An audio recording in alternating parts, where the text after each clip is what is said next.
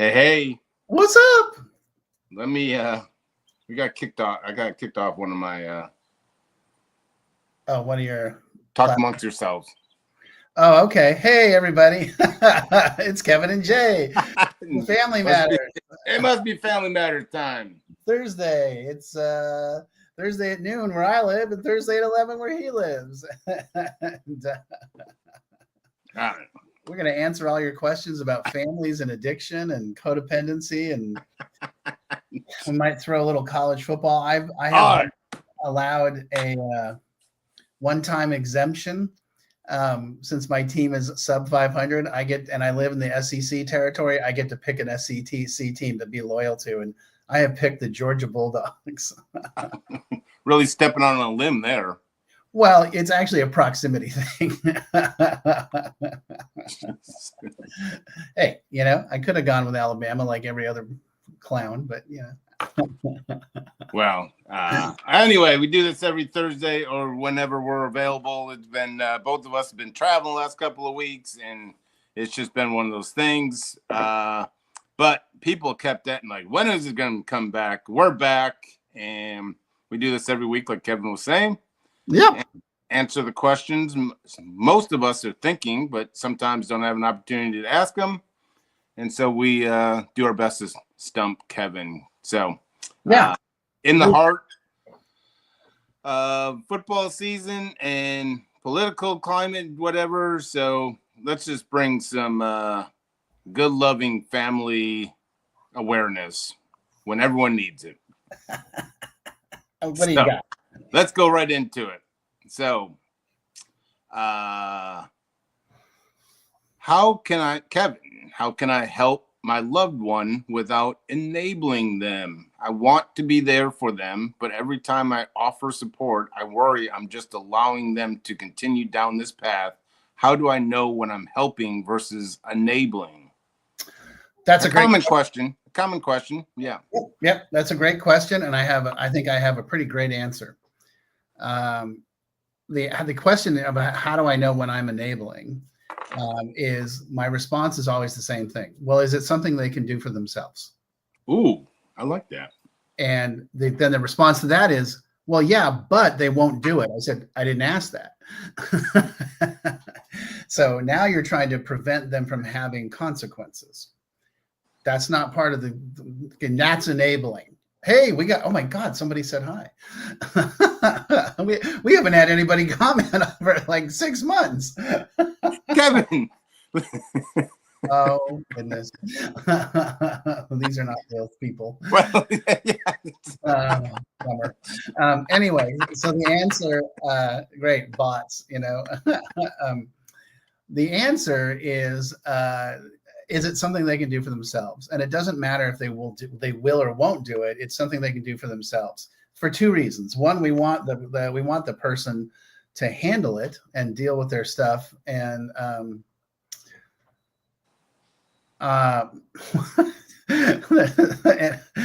ignoring these.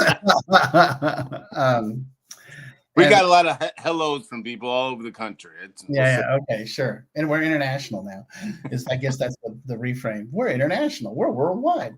The other thing is, if you keep doing everything for them, whether they ask you to or not, what you're sending is a very clear message that I don't think you're capable. And that kills their self-esteem, because in the back of their mind, they're like, oh God, once again, I have to rely on so-and-so to fix me and solve my problem and take care of me. And, what's one thing when they're 12 or 14 or 16, it's another thing when they're 26, 30 or 40, So now, okay, here's the comma, and going forward, or the second half of the sentence is, what we want people to do is learn how to ask for help. Now, when somebody asks for help, that doesn't mean you do it for them. It means you teach them how to do it. My dad was famous for saying, let me help you. And what he really meant was, get out of the way. I'm handling everything. Yeah. And all that did was make me feel frustrated and angry. And so, my wife laughs. She's like, one of your favorite statements to me is, it's help when I ask for it. Yeah. Otherwise, it's you being controlling and enabling. Yeah. And she was like, that's one of the hardest things I've ever had to learn, because, you know, no matter what, if I was, didn't matter what I was struggling with, she'd always try to jump in and be like, I'm like, just get away from me. Yeah. You know, I can handle this. You know, me struggling means that something I have to learn how to solve the problem. Struggling is good. You know, that's how we learn. And when you take away the struggle, you take away people's ability to learn from their situation. There. God, you hit me through the bones, and that just that, and I've heard it, and I've probably said it to other families myself, but I mean, for whatever reason, that just hit my bones straight, because I went back to whenever I got into trouble in my active addiction. It literally was, the whole story was playing in my head as you were talking, as like I get in trouble and my dad and my lawyer went to work and basically just told me what I needed to do, say, and be. And so, you know, that's not the reason why I continue to struggle, but you know, you know, and I sat back and I said, well, what are we going to do? And my dad would just basically, well, the lawyer's got it, we'll get it, you know. So that just hit me in my bones, in the sense that, you know, every time, and my dad just thinking that he's doing the right thing, like any dad would do, I kind of just, I did all that, you know, and then just kind of sat back and just be like, all right, just tell me where I need to be and what I need to say. And that, they handled everything. So, and that wasn't doing me any good. Yeah, I mean, I see that a lot in my current position, where the families are just constantly like, I'll fix this, I'll save this. I'm like, I get where you're coming from. And it's very, I'm very, you know, I'm grateful they have you. But isn't that what you've just been doing their entire life, is swooping in and Supermaning and solving the problem? And they're like, yeah. And I'm like, and how does that help them?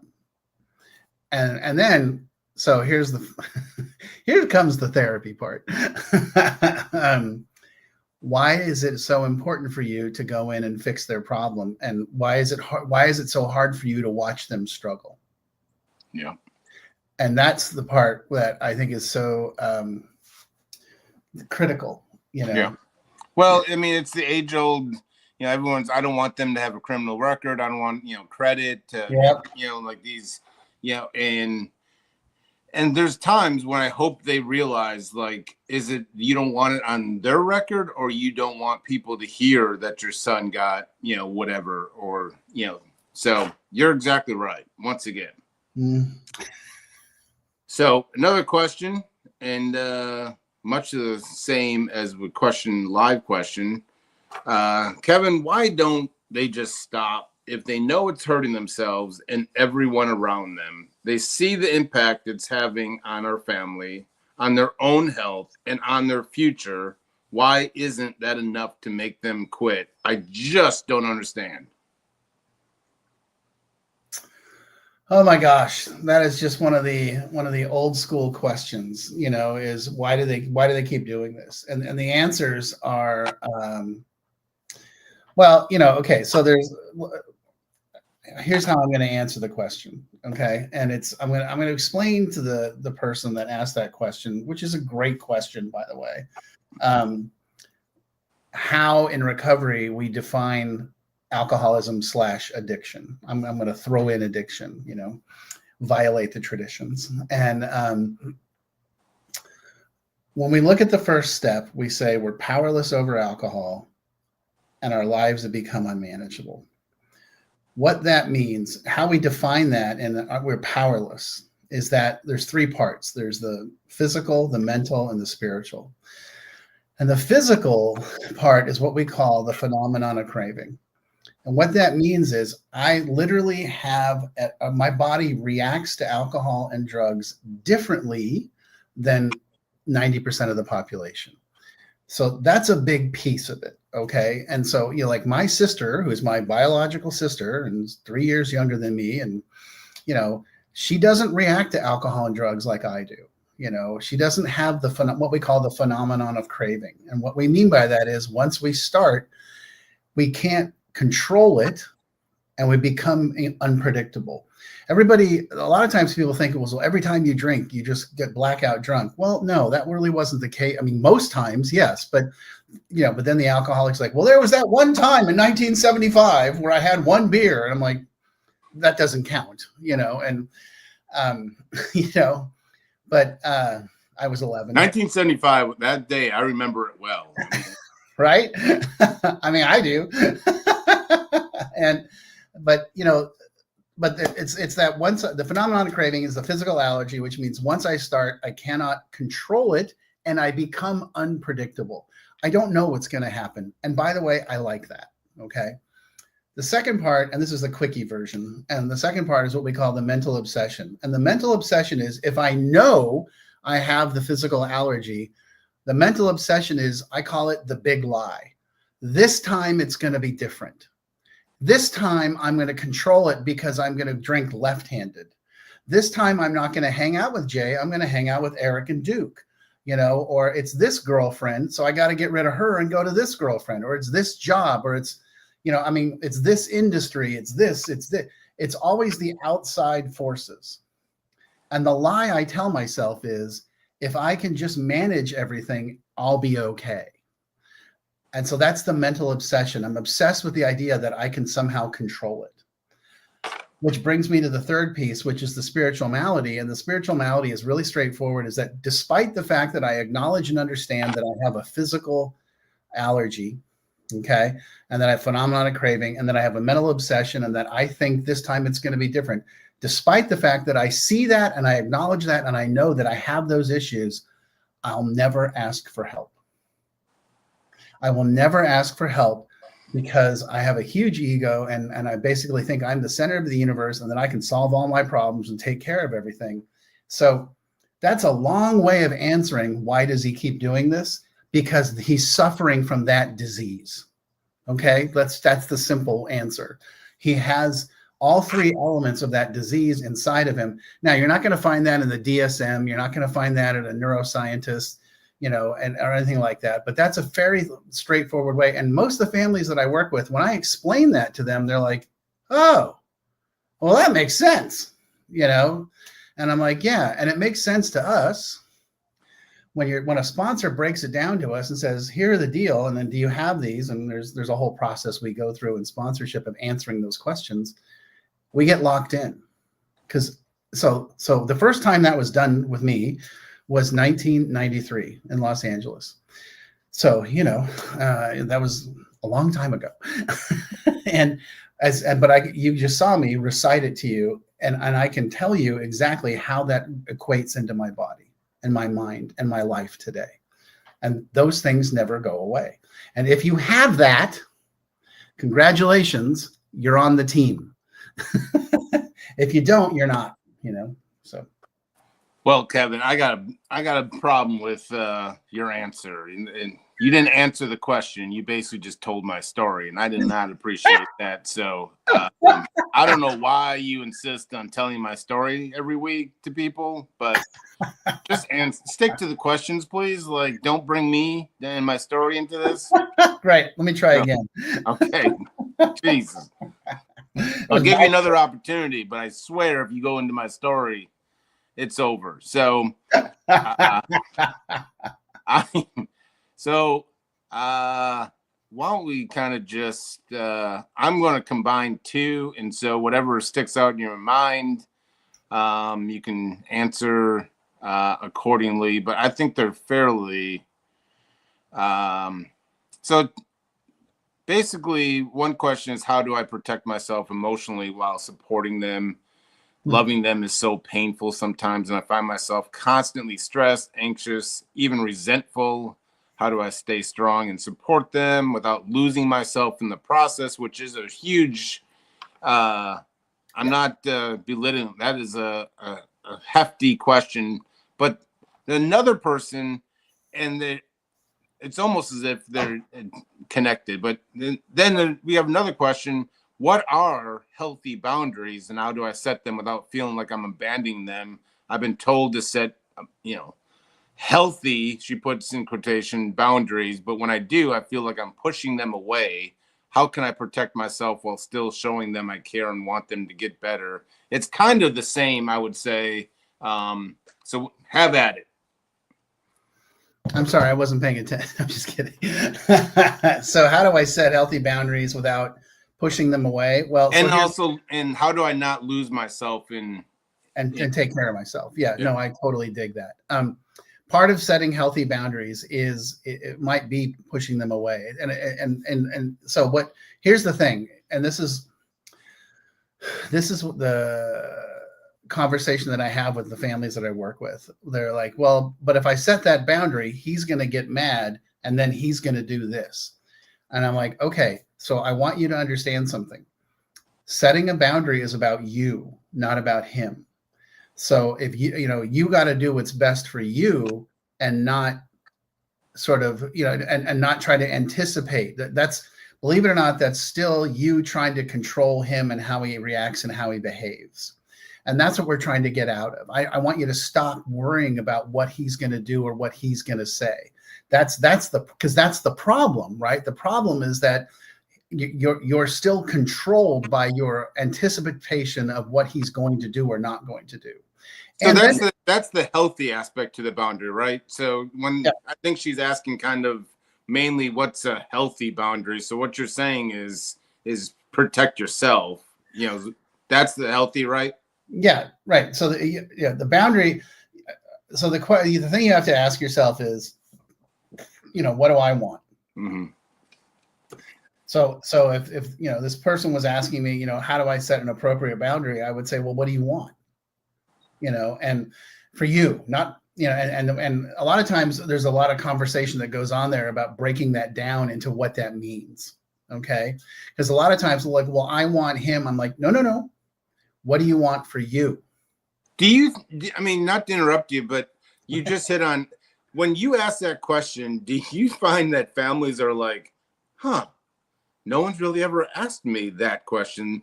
Because everyone, I think, is so set in on the addict and saving the addict. When I find out how are you or ask questions like how are you doing, well, how is your well-being, families are kind of like, whoa, like what? No one's ever asked me. So yeah, no, absolutely. It definitely, it definitely stuns them. Like, well, what do you mean? I'm like, well, what do you want? And then they always want to tell me what they want the other person to do. I'm like, okay, so let me ask you again. What do you want for you? Well, I just want the chaos to end. Aha. Okay. Now let's figure that out. Did you get a dog? Beautiful Nashville now has a neighbor dog, I guess. Oh, that's right. You're in Tennessee now. So, that really is what we're talking, because see, this is a chance to really get into to talk to the individual and really go through with them and be like, okay, so what do you want? I understand what you're saying, but I want you to stop talking about them. I want you to tell me about you. What do you want? I want this insanity to end. Okay, great. I can help you with that. And the way we do that is by saying, hey, look, I love you, but I'm not okay with this. And I'm not telling you, I'm going to hit you with a baseball bat or anything like that. I'm just telling you that in order for our relationship to continue, this has to stop. And if it doesn't, then I'm going to start putting up some really serious boundaries with you. And that may mean no contact, not living together, disengaging until these things get handled. And that's, so, that answers the question of how do I do what's healthy and what's best for me? That's how. Because most people think, oh, I'm going to set a boundary and that's going to make him do this. No. That's part of the problem. Yeah. And then, the second kind of part, other question is, and it seems to be a big issue is how do you prevent loved ones from kind of losing themselves? Because it just seems like their whole life is revolved around, quote unquote, saving Johnny, Sally, Billy, and so forth. And it's I wanted to get this aspect into the show this week because it's been on my mind and heart. These families, I don't know if I'm just paying more attention to it, but it just seems like these family members that are calling my line are are putting their lives on hold. And there's other siblings that, you check in with them and it's like, well, I've just gotten accustomed to mom and dad not really paying attention to me. It's always been about Billy. And so, I think families more than ever are kind of losing themselves. Yeah. And that kind of, I mean, honestly, kind of goes back to what we were just talking about is it's, everyone wants what's the fix? What's the magic boundary? What's the magic pill? What's the magic treatment center? What's the magic therapist? And it's like, well, that's not how this works. I mean, it's just not. And what has to happen is I have to teach you, the individual, the family member, the loved one, I'm going to show you how to do what's best for you and take care of yourself. And in doing that, you change the family system. And when we change the family system, the other people in the family have to respond to that. They either have to accept it or reject it. And so if I say, hey, I'm only gonna, have bacon and eggs for breakfast. And if you want to hang out with me, you got to have bacon. This is stupid, but let's just say blah, blah, blah, blah, blah, And so, no, please go on. I'm interested. Okay. And so anyone that wants to have breakfast with me, that's what we're going to do. And that's how it's going to have to be. It's a silly example, but the concept is holding my ground and doing what's true to me. I'm true to my word. And by doing that, I change the family system and I make it clear that if you want to do this with me, it has to, this is what I want. And this is what I'm comfortable with. And I'm not going to accommodate you. I'm not going to, we're not going to have Bloody Marys. I'm not going to have waffles because, I think waffles are gross. I love waffles, but the point being, it's about you holding your ground and doing what's best for you and not worrying about whether or not they're going to come on board. That's the problem that in both the questions that you're asking, what's behind that is I'm afraid if I do this, they're not going to like it. Yeah. And I'm like, you're right, they're not. And that's okay. That's kind of the reason why we're doing this is that you're taking care of you. And by taking care of you, you're changing the system. And by changing the system, you're forcing them to change also. Yeah. That's how we change the systems. We don't change someone by grabbing them and throwing them away for 30, 60, or 90 days. The system has to change also. Yeah. It's the age old, I always say addiction doesn't play fair, and you guys are trying to play fair. And so it's, you're going to be overmatched by addiction every time. So, and we in the industry on the other end of the line also have to stop getting in this business of we have the quick fix and telling families, because what you're saying is this is a long, long process. And, families just jump on board, for a quick fix. Yep. And too many people within this industry trying to get, whatever, their phones to ring, I'll just say in generic terms, are saying, I've got the quick fix. And it's doing a lot more damage when it seems like gets to a Kevin and Jay where it's like, wait a second, this is going to be a long, long process. And they're just like, what? Like, I mean, everyone has been told, this is a quick fix. Like, what do we need to do, Jay? Yeah.